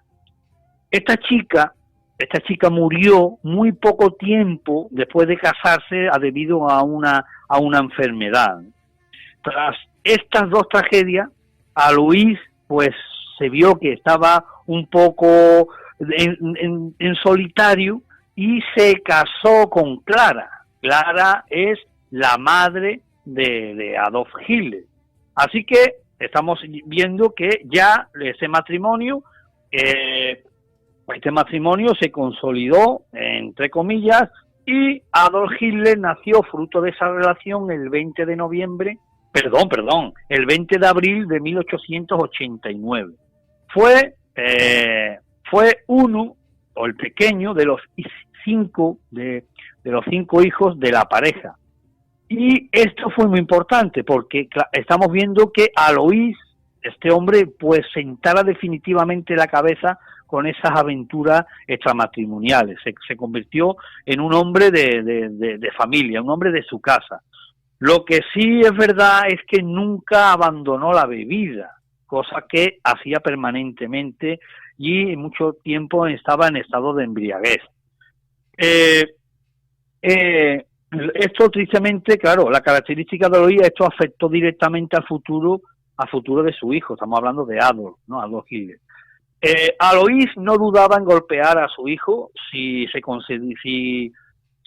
consideraba que le había desobedecido, no le importaba incluso pegarle palizas. Una hermana de Adolf, Paula, esta hermana incluso, Juan Carlos, llegó a justificar a su padre, la cual decía: era especialmente mi hermano Adolf quien empujaba con su obstinación a mi padre a la severidad extrema y recibía cada día una buena zurra. Esto lo escribe literalmente las memorias de su hermana, o sea que le echa la culpa incluso a su hermano. El niño, estamos hablando de Adolf, pues él se cansó de recibir esta paliza y la única manera dentro de su cabeza de poder asimilarla era de que tomó la decisión de no llorar más cuando la azotaba y cuando le pegaba su propio padre. Desde pequeño Adolf Hitler deseó ser, eso es indiscutible, deseó ser artista, algo que su padre rechazaba ya que quería que su hijo tuviera un trabajo digno. Hitler era un niño muy cerrado y sin amigos, que nunca se preocupaba por la educación. Tras la muerte de su padre, se sintió al fin libre y se dirigió con su madre a Viena. Vivió casi toda la infancia en el pueblo, en la ciudad de Linz, y su juventud, ya pasamos a Viena, lo pasó en Viena. En 1907 se instaló en Viena, y aquí viene lo que tú has comentado, ¿no? Estuvo en Viena algunos años mendigando, mientras que al mismo tiempo era rechazado en su intento por entrar en la Academia de Bellas Artes para estudiar pintura. Sin embargo, no pudo entrar en esta pese a sus 2 exámenes que tuvo que realizar. Al parecer, sus pinturas carecían de vitalidad y eran más propias de un arquitecto. Eso es lo que decían los expertos en pintura, en arte. Tal vez estos fracasos fueron desarrollando un complejo en contra de la sociedad, la diversidad cultural en la que vivía. Claro, así acabó por convencerse de que cuanto los rodeaban, en especial ricos, judíos y los burócratas, le perseguían pues encarnizadamente. Hitler no era un alumno exitoso, al contrario, no le gustaba estudiar, y el único sueño que tenía él en la vida era ser artista. Claro, como no lo consiguió, pues la achacó precisamente a esas personas que le decían que no tenían madera de artista, ¿no?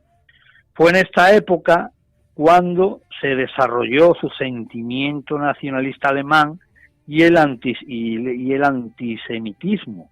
Al parecer, Hitler sentía una admiración verdadera por la orgullosa nación alemana y el pueblo alemán. Y en el lado opuesto no se sentía atraído por su patria, la cual consideraba débil a sí mismo como su ejército. Su propio país estaba en decadencia. Estamos hablando de Austria. Hitler nació en Austria, no en Alemania. En el tiempo que estuvo, unos años estuvo mendigando, bueno, pues intentó vender esas pinturas, algunas pues algunas Juan Carlos pues sí, logró vender, ¿no? Vender en la calle, y era su propio sustento el que tenía él, pero ya cuando vio que se casi muere de inanición, sí.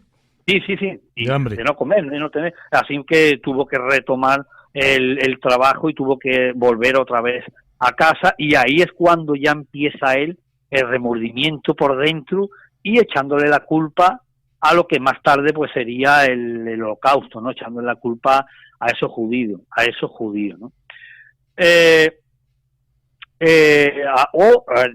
Imaginaros, a tal grado era su falta de apego que cuando se le requirió, por ejemplo, para presentarse al servicio militar, se escondió en Viena. Dices apego hacia su país, ¿no? Sí, hacia su país. Estamos hablando en Austria. Estábamos hablando en Austria, ¿no? O sea, que él no quiso hacer el servicio militar y, bueno, se escondió por esas calles durante 3 años. Incluso enviando varias cartas, ¿no? A las autoridades que le requerían de hacer servicio militar, y él exponía en esas cartas sus razones, ¿no? Por no hacerlo. Incluso él ponía, una de esas razones era que lo único que tenía para subsistir de la pobreza era, bueno, pues era el trabajo, vender esos cuadros, y que, bueno, si iba al servicio militar pues no podría tener un trabajo digno, ¿no? Y era mentira, ¿no? Era mentira, porque Hitler no vivía en la pobreza, ¿no? Tenía acceso a una pensión de orfandad y vendía, como he dicho ya, algunas pinturas, ¿no? De las cuales algunas eran tomadas incluso de postales, ¿no? De estas postales que vienen los turistas, ¿no? De estampillas postales que vienen los turistas y se las llevan, ¿no? Turistas que no eran de allí. Se decía que no todas se vendía, por supuesto, ¿no? Porque según los expertos, pues carecía de talento. Algunos de los que rechazaban las pinturas, por supuesto, pues eran judíos, ¿no? Eso no contribuyó a su antisemitismo, ¿no? No contribuyó nada, ¿no? Al revés, o sea, contribuyó a agrandarlo, ¿no? Ese odio, ¿no? Contra estos mismos judíos. Ya estamos hablando que durante la Primera Guerra Mundial, ahí es cuando él se enrola en el ejército alemán y imaginaros, debido al valor y la audacia demostrado, fue ascendido a cabo. O sea, que no estamos hablando de que le tenía miedo y no quería hacer el servicio militar, no porque le faltase valor, a lo contrario, sino porque no estaba, en este caso, pues no estaba convencido sus ideas para defender una patria, ¿no? Aunque ya con la Primera Guerra Mundial, bueno, pues se vio que sí, que estaba capacitado. El ascenso, se dice que sus superiores incluso no llegaron a ascenderle más porque no confiaban en él para asignarle un rango más alto, debido a que no lo veían en capacidad de mando, ¿no? de mando. Hitler debió ser, bueno, pues un soldado extremadamente valiente, con mucho afán de lucha, que se ofrecía a realizar misiones peligrosas como para llevar mensajes entre trincheras, entre cuarteles, al grado de que llegó a ganarse incluso la Cruz de Hierro. Se dice que en la unidad en que entró al comienzo de la guerra eran unos 3.500 soldados, unos 3.500. A la semana, una semana después de la guerra, solo quedaban 600. O sea, que era el batallón, en la sección donde estaba él, pues era prácticamente suicida. Imagínate entre las trincheras, entre la metralla enemiga, pues tener que llevar eso. No había teléfono, no había, por lo menos era rudimentario, en el sentido de que las conexiones en guerra son muy rudimentarias. Así que lo que tenía que hacer era llevar cartas de una trinchera a otra, cruzar por el fuego enemigo, y eso, bueno, pues 3.500 soldados o efectivos, y a la semana quedan 600, pues imagínate la tasa de mortandad. En 1916, a pesar de ser Hitler habilidoso en el campo de batalla, cae herido a causa de un disparo en la pierna, ¿no? También lo hemos comentado antes, ¿no? La acción que tuvo de él, que lo describe en su libro Mein Kampf, ¿no? Donde él dice y la demás gente que ha pegado a él la contó varias veces, ¿no? Que él estaba en una trinchera, escuchó una voz femenina que le decía ven hacia mí. Él salió escuchando esa extraña voz cuando salió de la trinchera, más o menos del búnker, un búnker hecho de madera. Dice ¿no? el Michael que esta especie de voz o de voces las estuvo oyendo durante toda su vida. No sé si será verdad. Sobre todo esas voces y sobre todo ese sentido de considerarse el elegido, ¿no? Por salir airoso de que sepamos 45 intentos de asesinato sobre el Führer, ¿no? Que sepamos, aunque sabemos que han sido muchísimos más, ¿no? Y en esa operación Valquiria, que bueno, eso ya fue el culmine, eso fue ya lo máximo, ¿no? El ponerle un artefacto explosivo en un maletín camuflado al lado de su pierna izquierda, y resulta que un compañero, alguien que estaba al lado se dio cuenta, le pegó con el pie, y lo apartó y lo puso exactamente detrás de una de las patas, que era una mesa de roble muy grande, detrás de una de esas patas, con la buena fortuna de que cuando estalló esa pata de roble macizo fue la que se interpuso para que la metralla, y en este caso la onda expansiva, no le hiciera nada a Hitler. De hecho, murieron seis de los que estaban allí, murieron, y muchos quedaron pues casi prácticamente amputaciones de miembros, y él solo se llevó en el oído, por supuesto, de la explosión del oído, y un rasguño en el rostro. Estamos hablando de que fue una cosa fortuita, ¿no? Sí, fortuita, pero es que en esa cabaña, en ese recinto, en esa habitación, al explosionarse, bueno, pues allí se cayó completamente la habitación, quedó prácticamente arrasada, y él salió ileso. Eso fue, imaginaros su pensamiento de que él estaba siendo protegido por alguien. O por algo. Exactamente, por alguien o por algo. Así que lo que pasó en la Primera Guerra Mundial, le hieren una pierna. El disparo de la pierna secundario, pero después pasa esto del impacto del obús, que cae el obús y prácticamente él está a 30 metros ya persiguiendo esa supuesta voz y mueren o fallecen casi la totalidad de los que estaban dentro, porque si llega a estar dentro seguramente hubiese fallecido. Y ahora después también, ¿no? Porque estamos hablando que luego también en 1918, tras un ataque de gas mostaza, cae nuevamente herido. O sea, que fue gaseado. Es ingresado en un hospital en Pasewalk, donde, fue sometido a algunas operaciones y, y aquí es donde recuperó la vista, ¿no? Sí, exactamente. Porque se quedó ciego cuando fue gaseado.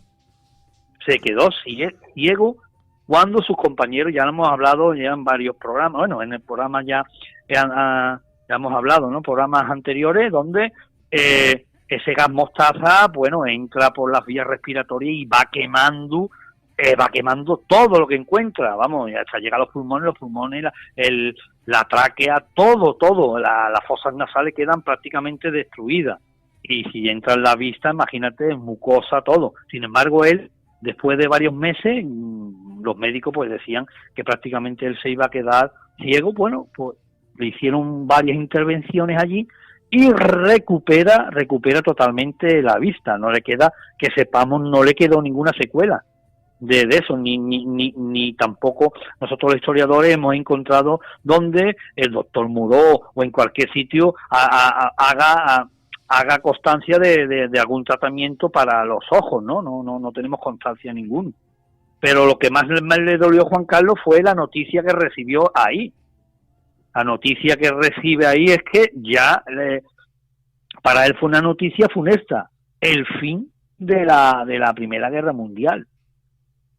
Esto que lo que trae, pues esto trae la consecuencia de la caída del Imperio Austrohúngaro y la humillante derrota de su admirada Alemania, como él decía.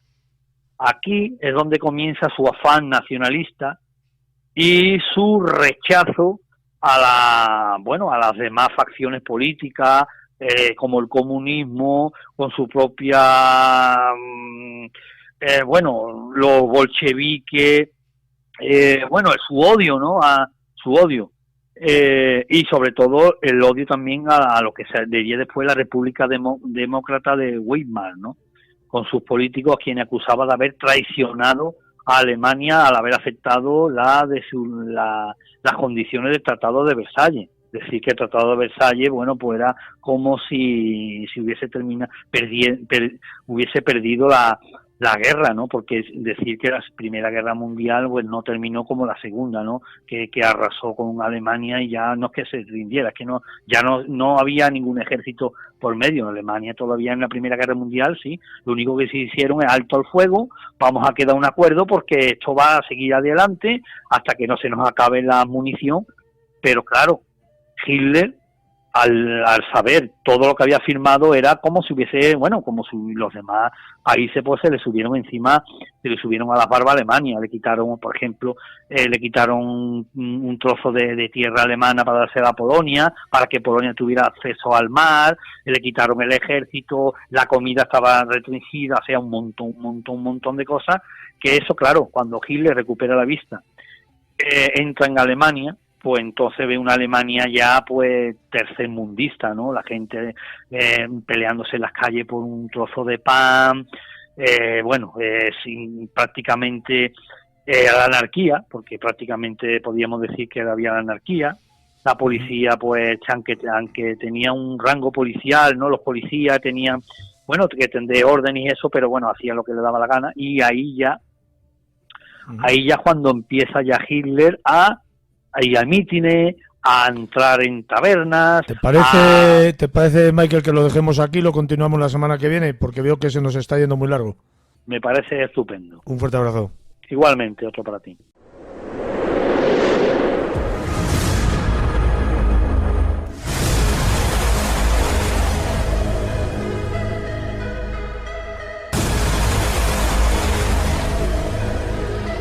Viaje a lo desconocido con mundoinsólitoradio.es. Vive una sensación única, intensa, excitante. Mundo. La radio. Mucho más que radio. Mundo.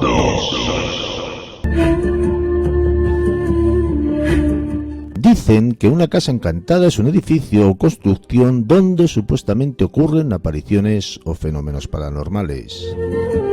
Dicen que una casa embrujada puede estar habitada por presencias fantasmales e incluso habitada por demonios. Y dicen que las casas encantadas figuran en la leyenda y en la historia de las ciudades, pueblos o aldeas perdidas de todos los países del mundo. David, buenas noches, bienvenido. ¿Cómo estás hoy? Muy buenas noches, Juan Carlos. Un placer poder estar aquí con todos vosotros, como siempre. Dicen que, David, una casa embrujada o encantada es un edificio o una construcción donde supuestamente ocurren apariciones o fenómenos paranormales. Y esto es de lo que vamos a hablar, ¿no? Hoy, según las leyendas populares, una casa embrujada o encantada puede estar habitada por fantasmas o incluso hasta demonios. David. Así es, Juan Carlos. Según se explica, según se dice, pues esto es un poco la definición de lo que se nombra que es una casa encantada, una casa embrujada, ¿no? Esas casas que bueno, pues que tienen esa serie de fenómenos sobrenaturales, que están habitadas por espíritus, demonios, ¿no? Lo que sea. Bueno, sí, eso es un poco por lo que todo el mundo de manera global conocemos, ¿no? Pero ¿qué pasa? Hoy lo que vamos a hacer va a ser hablar de lo que son las casas encantadas, pero vamos a hablar de una manera diferente.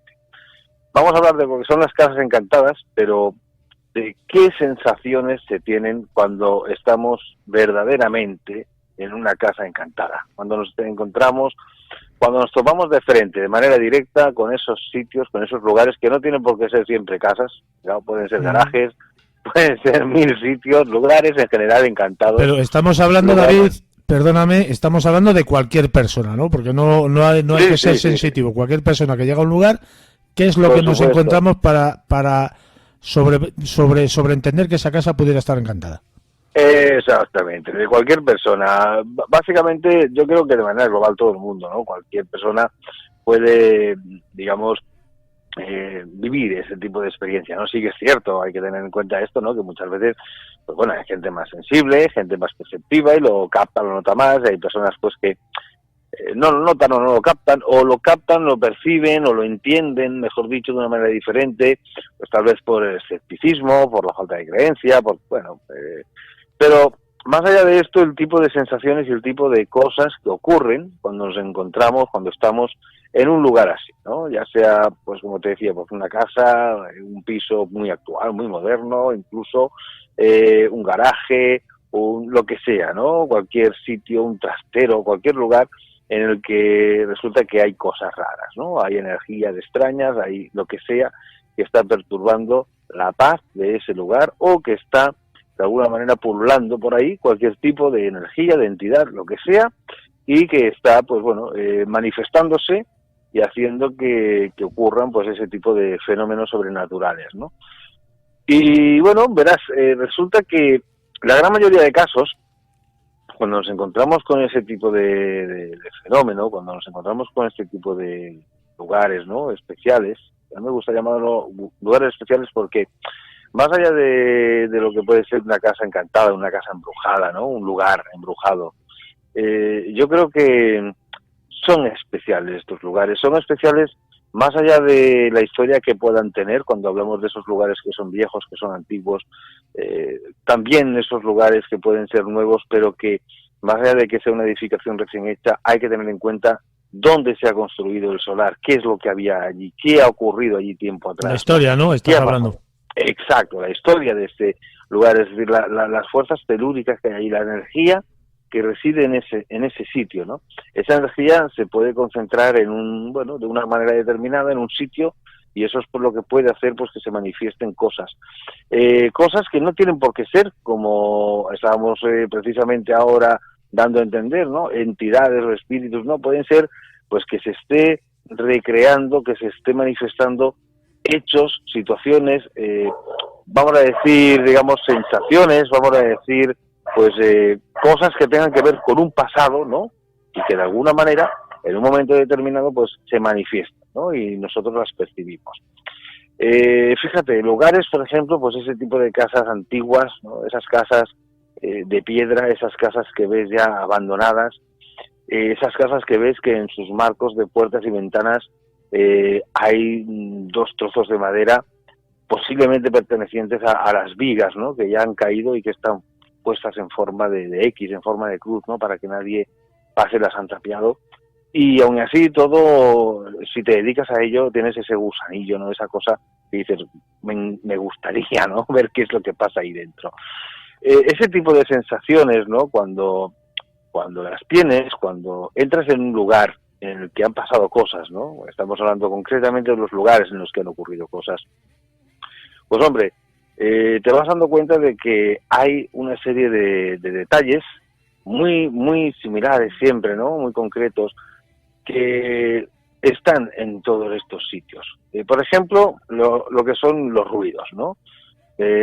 Todo aquel que se preste a conocer un poco estos temas, que le gusta, que lee, que escucha, ¿no? Estos programas, y que sabe pues lo que son los raps, ¿no? Lo que son ese tipo de golpes, este tipo de ruidos que se manifiestan, sobre todo a ciertas horas de la noche, que muchas veces pueden ser repetitivos, en muchas ocasiones incluso hasta si tienes el atrevimiento de comunicarte, ¿no? Con bueno, pues con quizá esa entidad o esa inteligencia, esa lo que sea que está manifestándose, buscar un modo de pregunta-respuesta, ¿no? Y quizás a través de esos golpes, pues ese sí, no, depende de los golpes que sean, números, lo que sea, que de algún modo te pueda estar enviando algún tipo de mensaje a través de esos golpes. Fíjate, David, que yo recuerdo haber hablado con mucha gente sobre estos temas, y hay un tipo de ruido característico, no sé si tú también lo conocerás, sobre todo por esta zona, por la gente de estos lares donde yo habito,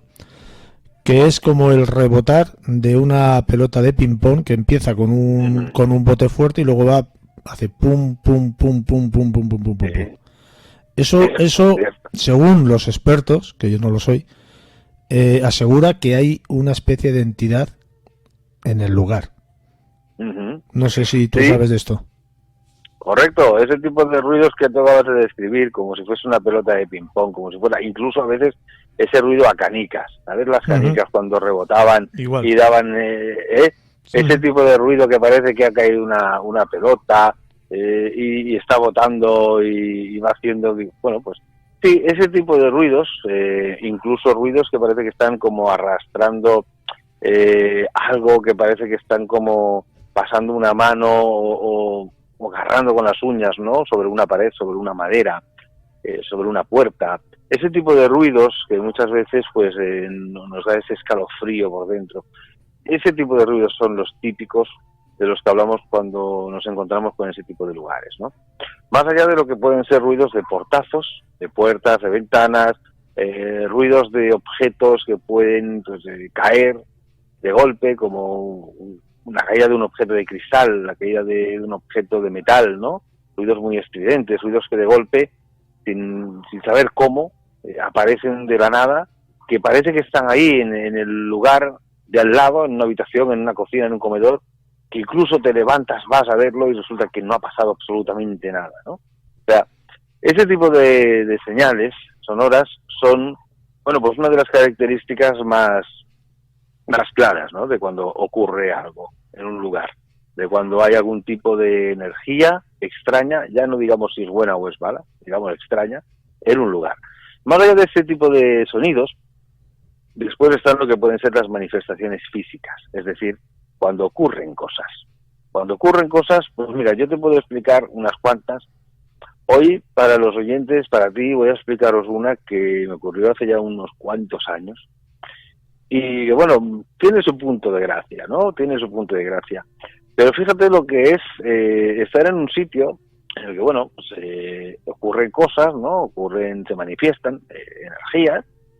Y bueno, pues de repente estás en el cuarto de aseo, estás en el cuarto de baño, puerta abierta, afeitándote, tienes cerca una cadena de música aclaremos, desenchufada de la red eléctrica, y de repente, mientras estás en el cuarto de aseo, frente al espejo, escuchas con total claridad como la cadena de música se enciende con un volumen desmesurado y comienza a sonar la radio. De repente sales de allí, como alma que lleva el diablo, y ves que delante de tus ojos ese equipo deja automáticamente de sonar. Y estás viendo que está desenchufado además, ¿eh? Uh-huh. Seguidamente de esto, empiezas a ver como luces, tanto de una habitación como de un cuarto de baño, como luces de un pasillo, bombillas, las bombillas de toda la vida, comienzan a parpadear al unísono. Comienzan a escuchar como poco más adelante una de las puertas, posiblemente de una habitación, de un armario, no sabes identificarlo en ese momento, se cierra de golpe, da un golpe fuerte, un golpe seco. Y bueno, pues ese tipo de fenómenos así se manifiestan de una manera continua, de una manera seguida, ¿no? Claro, entender esto, poder entender que puede ser todo un cúmulo de casualidades, ¿no? Digámoslo así, un cúmulo de coincidencias. Bueno, a ver, todo puede ser, claro que sí, todo puede ser, no lo discuto.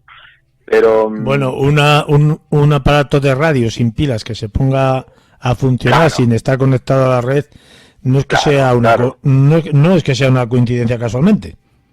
Claro, no, y que después seguidamente pues veas otra serie de detalles que evidentemente, aclaro, ¿no? Era un aparato, una cadena musical que solamente se alimentaba de corriente eléctrica enchufada a la red y estaba desenchufada, es decir, no había posibilidad de que fuese con baterías, que fuese con pilas, ni que tuviese una sobrecarga de energía X, no, aclarémoslo, ¿no? Uh-huh. Y más allá de esto, pues otro tipo de detalles, otro tipo de cosas, ¿no? Que en un momento determinado, pues cuando coinciden así, pues como estábamos diciendo, claro, esto te da que pensar, ¿no? Y sobre todo cuando estamos hablando de un lugar en el que ya han sucedido diferentes ocasiones, otras cosas, ¿no? Ya han sucedido otra serie de fenómenos, bueno, de todo tipo, ¿no?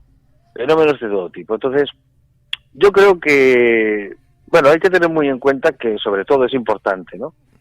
Saber identificar cuando estamos ante un fenómeno real o estamos ante algo que puede ser sencillamente nuestra mente, nuestra imaginación, o que con nosotros queremos darle ese bombo, ¿no? A que algo pasa, ¿no? No, realmente hay que saber identificar cuando hay lugares en los que pasan cosas, que los hay, ¿no? Y que pasan cosas extrañas. ¿Me dejas, David, que te cuente una historia de un amigo? Vamos a ello, cuéntame. Que tiene que ver algo parecido a esto.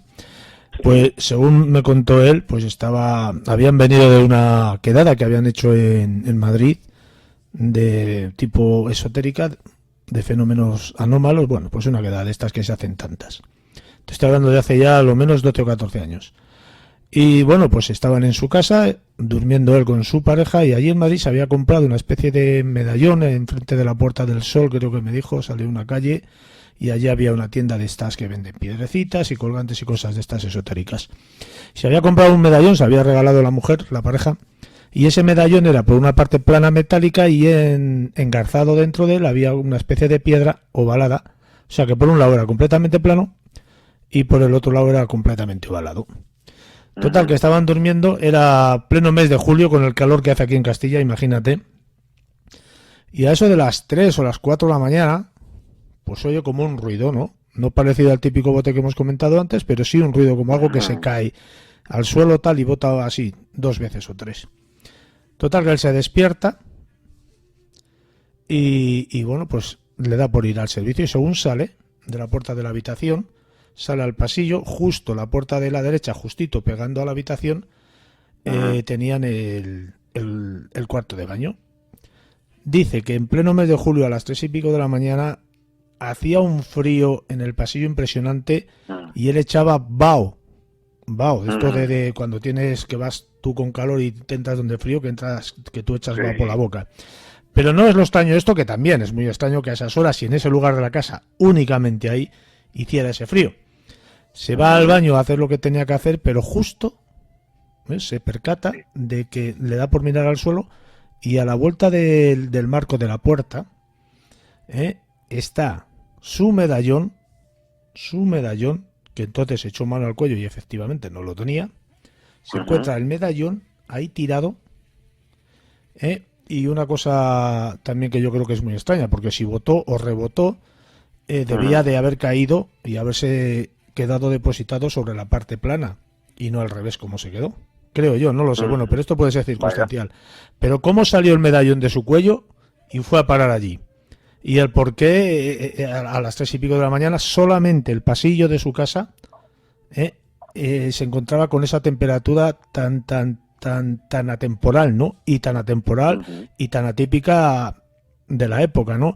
Y bueno, que es que en el resto de la casa hacía una temperatura normal. ¿Cómo se podía concentrar eso ahí? Eso también es significativo de que pudiera haber un ente por allí, ¿no?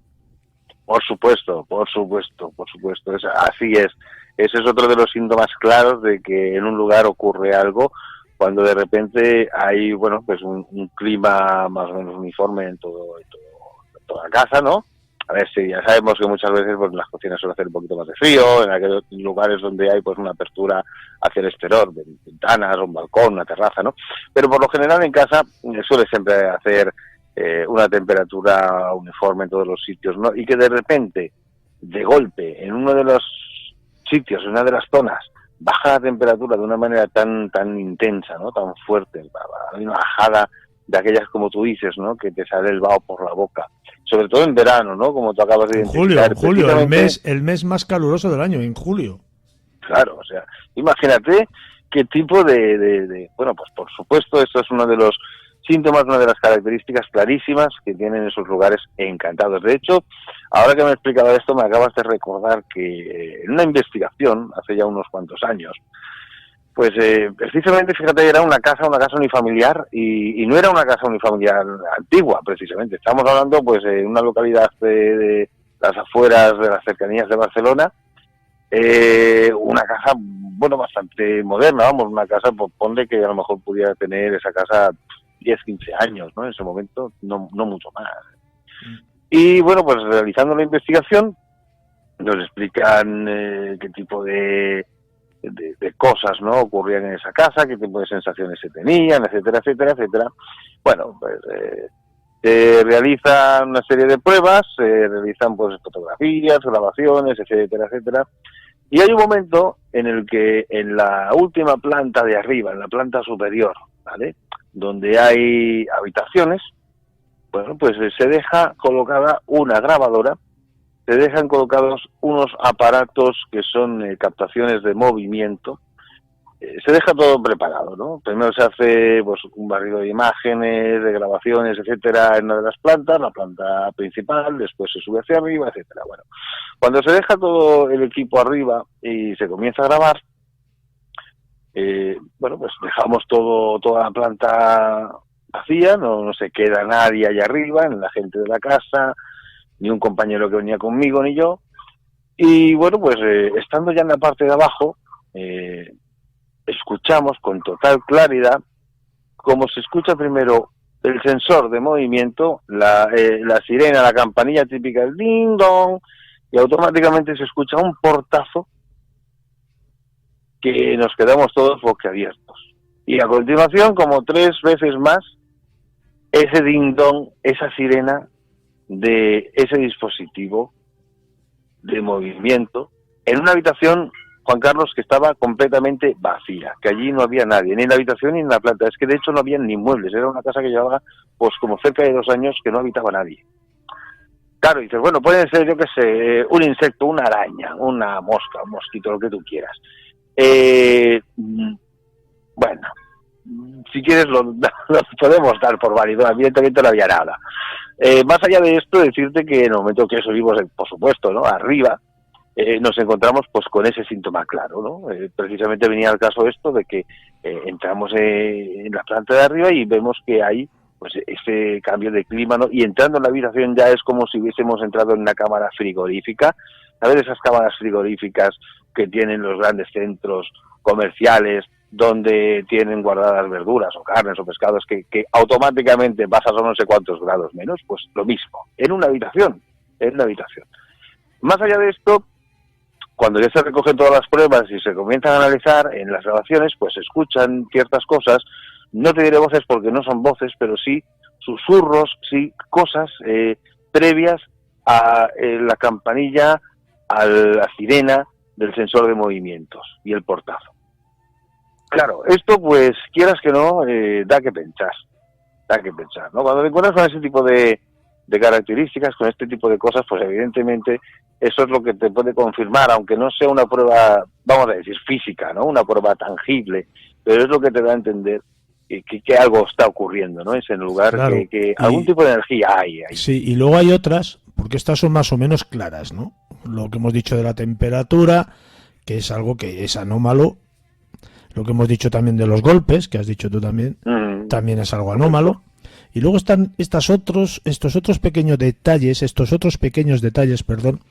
que a veces no nos fijamos en ello, pero yo recuerdo un caso, no sé si estarás de acuerdo conmigo, hace ya también bastantes años, antes de empezar con la radio, en una casa, en una señora casa, sí, de estos que llaman ahora últimamente chalés adosados, sí, pues llegamos un día y bueno, entramos ya una mujer, nos llamó separada y bueno, teníamos cierta confianza con ella y fuimos a comer, estuvimos comiendo allí en la cocina y bueno, mi amigo se fijó en que tenía en un rincón de la cocina, una cocina espectacular, o sea, y en uno de los rincones de la cocina, que justo estaba en la encimera, al lado del microondas, y daba la pared con la ventana balconera que salía al patio, ¿no?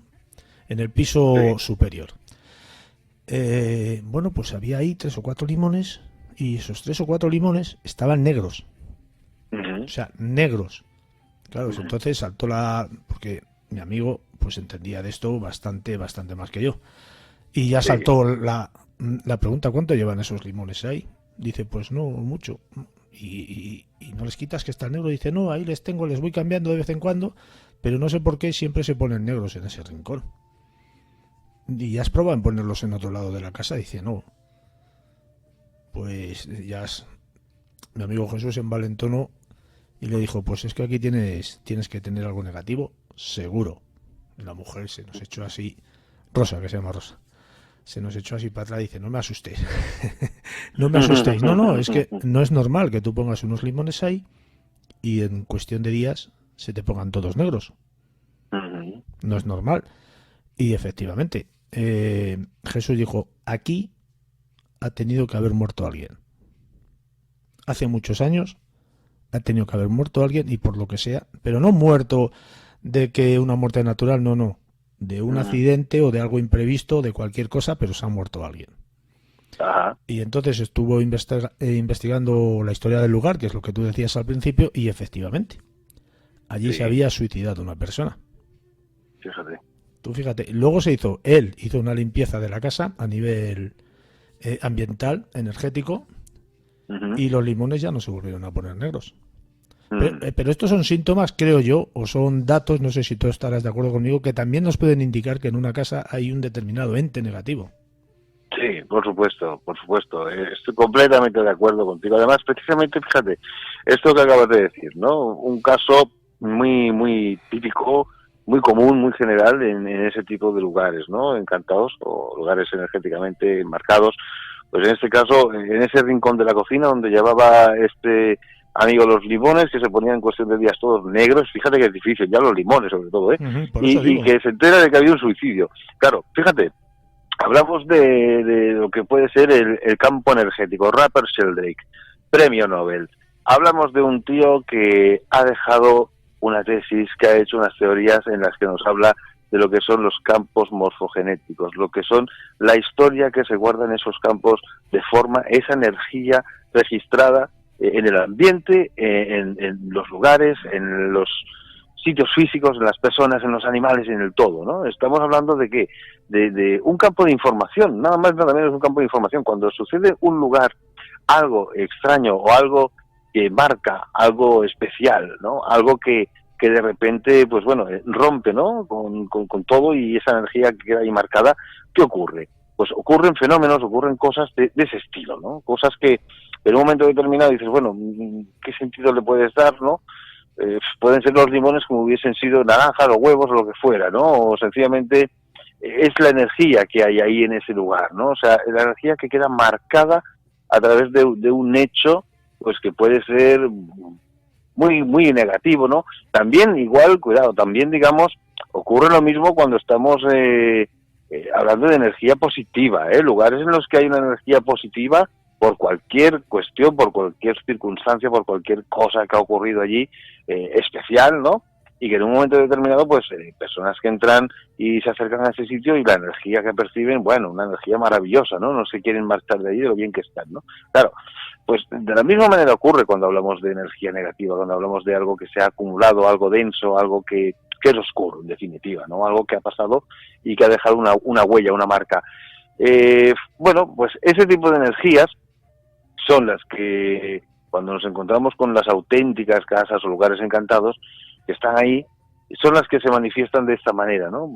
Como acabas de decir tú ahora, ¿no? Pues con objetos, con alimentos, con cosas que se manifiesta un deterioro de repente, ¿no? Fíjate, muchas veces la gente no lo tiene en cuenta, ¿no? Pero el agua, la propia agua. ¿Cuántas veces no nos encontramos que a lo mejor has dejado pues una jarra, un vaso, una botella con agua natural, ¿vale? Fresca, y de repente al día siguiente o a las horas te la has encontrado toda llena de burbujas, incluso hasta con un sabor extraño? Y ya no hablamos de recipientes plásticos, hablamos de recipientes de vidrio, ¿vale? Porque lo has dejado en un lugar y en cambio lo dejas en otro lugar y no ocurre lo mismo. De eso también te puedo asegurar yo que me ha pasado a mí, ¿eh? Sí. Sobre todo, fíjate, me decía el amigo que es importante cuando te vayas a acostar tener el vaso de agua en la mesilla y ver a la mañana, cuando te tengas que levantar, si existe eso que tú estás diciendo de las burbujas. A mayor burbuja, mayor intensidad, ¿no? Exactamente. Y fíjate que todo este tipo de cosas, este tipo de dichos, de consejos, ¿no? Que vienen ya de antaño, esa sabiduría ancestral, ¿no? El agua, las burbujas, esto que estábamos hablando. Y que cada vez con más claridad, la ciencia incluso, ¿no? Ya no está hablando pues de esos cristales, de esas formas que se dibujan en el agua, que se estudian y que dependiendo pues de qué tipo de energía se le transmite, incluso hasta con música, ¿no? Ese tipo de dibujos, ese tipo de formas que se crean son completamente diferentes, ¿no? Completamente nada tienen que ver las que son positivas con las que son negativas, ¿no? Claro, ¿qué es el agua? El agua es la vida, ¿qué somos nosotros, no? En un 70-80% de nuestro ser, agua. Evidentemente, yo creo que es fácil, ¿no? Llegar a entender que esa base de información energética, ¿no? Esa base de información de vida, de alguna manera pues nos afecta en muchas maneras, en muchos modos, ¿no? Cuando entramos en un lugar, estamos en un lugar en el que notamos, percibimos una determinada energía, sea buena o sea mala, así nos sentimos, así la notamos, se manifiesta de una manera u otra según la percepción que tengamos, el nivel de sensibilidad. Hay muchos detalles a tener en cuenta, pero sobre todo yo creo que es interesante que aquellas personas que nos escuchan y que puedan estar o hayan pasado, ¿no? Pues por algún tipo de caso así, ¿no? Las casas encantadas, por ejemplo, bueno, hay lugares muy especiales de por sí. De hecho, hay en el libro, Hablando con mis muertos de Oberón, hay algún capítulo en el que se detalla una casa que tiene más de 1000 años de antigüedad, ¿no? Donde ahí, bueno, pues pasaron varias cosas interesantes, ¿no? Se grabaron cosas, incluso bueno, la verdad es que es un lugar especial de los que pude visitar, de los que pude reconocer.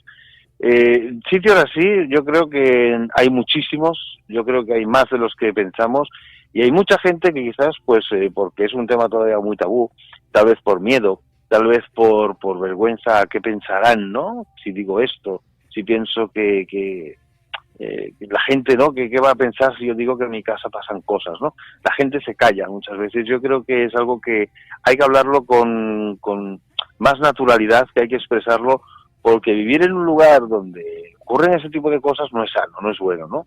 Más allá de que perturba en la persona, ¿no? De una manera psicológicamente, afecta físicamente, por supuesto, también, ¿no? Y no es algo sano para la propia energía de la persona y del lugar. Yo creo que es un tema que se tiene que sacar cada vez más a la luz, se tiene que buscar la manera de poder ayudar a todos aquellos que puedan estar pasando por una situación así, ¿no? Tal vez, pues oye, a través de consejos, de esos remedios, ¿no?, de toda la vida que se han hecho y que ya desde antaño nuestras abuelas, bisabuelas en los pueblos, ¿no?, ya hacían, ¿no?, pues quemando madera, quemando las hierbas, quemando los limones, ¿no?, que decíamos antes también, con agua, con bendiciones, con oraciones, para poder salir adelante, más allá de lo que puedan ser las creencias personales de cada uno, ¿no?, que en eso ya nadie se mete, buscar la manera de sanar ese lugar, de sanar ese sitio en el que están ocurriendo cosas pues que rompen un poco con nuestro equilibrio. Con y sobre todo, David, buscar verdaderos expertos, que expertos hay muchos, pero verdaderos pocos. Y luego, hay que tener en cuenta que muchas de las personas que sufren estas determinadas anomalías lo pasan realmente mal. El otro día estuvimos hablando en Mundo Insólito Radio con una de las protagonistas del Expediente X, ¿no? Del Expediente X, perdón, del Expediente Vallecas. Y bueno, ella sigue sufriendo estas percepciones, estas sensoriales, por así decirlo, o estas anomalías, estas percepciones de estas anomalías, y lo pasa realmente mal, no se llega a acostumbrar. Estamos hablando de más de 20 años, o 30 años, que 30 años sufriendo esto, y es que da igual donde se vaya, porque el fenómeno le persigue a ella. Este tipo de cosas es cierto. Muchas veces hay gente que vive una serie de fenómenos, una serie de cosas que pueden pasar 10, 20, 30 años, los que sean, y le persiguen. Y es difícil, es difícil, porque muchas veces que no dan con las personas que le pueden ayudar, o el método o la manera que le puede hacer, ¿no?, salir hacia adelante de ese tipo de circunstancias, ¿no?, de ese tipo de fenómenos anómalos, ¿no?, porque no estamos hablando de algo que sea una cuestión propia, personal, psíquica, no, estamos hablando de algo que sobrepasa lo normal, ¿no?, algo que rompe las fronteras de lo lógico, algo que va más allá de lo que podemos entender, incluso aunque sea difícil, ¿no?, pero que entra dentro de la lógica, que entra dentro, pues de una situación psicológica, emocional, X, ¿no? Algo que va un poco más allá de lo normal. Entonces, cuando se trata de este tipo de cosas, evidentemente se tiene que tener muy en cuenta que hay que buscar una solución, porque no se puede estar así, pero aún así todo, hay casos, como tú acabas de explicar, ¿no?, pues personas como esta que nos acabas de contar ahora, ¿no?, todavía una de esas personas que sufren desde el caso Vallecas, pues ese tipo de circunstancias que vive, ¿no? Claro, es difícil. Pero bueno, yo voy a insistir en la parte de buscar un experto, un verdadero especialista en estos temas, y no agarrarse a cualquiera que te venda motos y que te lave los oídos, haciéndote ver ciertas esperanzas que lo único que van a hacer de ti es sacarte las pocas perras que puedes llegar a tener. Claro. Vamos a lanzar una voz en favor de esta gente seria, que realmente sí que son capaces de limpiar esos lugares, de sacar esas energías negativas, que también las hay positivas, que no nos olvidemos que son lugares, ambos siguen estando embrujados, por llamarlos de algún modo, pero hay unos que son positivos y hay otros que son muy, muy, muy negativos. Entonces, lanzar un apoyo a esta gente verdadera, que realmente sabe cómo limpiar eso y cómo calmar tu ansiedad que te puede provocar estas determinadas anomalías. Así es. La verdad es que hay verdaderos genios, personas que verdaderamente tienen pues ese alma, esa pureza, esa energía de poder hacerlo, ¿no? A veces ni siquiera saben cómo, pero lo hacen. Gente seria, gente que sabe y que lo hace pues de corazón, ¿no? Y que se dedica pues a ayudar a las personas de una manera sana, de una manera limpia. Pues como todas las profesiones ocurre de todo, evidentemente eso ya lo sabemos, ¿no? No hace falta decir mucho más, nos encontramos de todo en todos lados.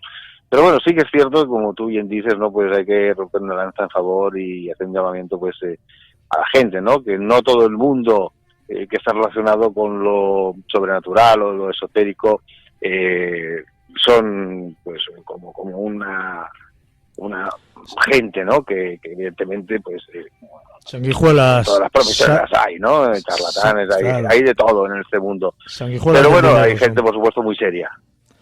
Lo dejamos aquí, si te parece, David. La semana que viene, pues volveremos con otro tema que cuando menos nos abra un poquitín más la mente. Y lo que tú has dicho antes, que para mí es muy importante, vamos a dejar de tratar este mundo de las anomalías o de estas extrañezas que no llegamos a comprender de un modo racional como si fuera algo tabú.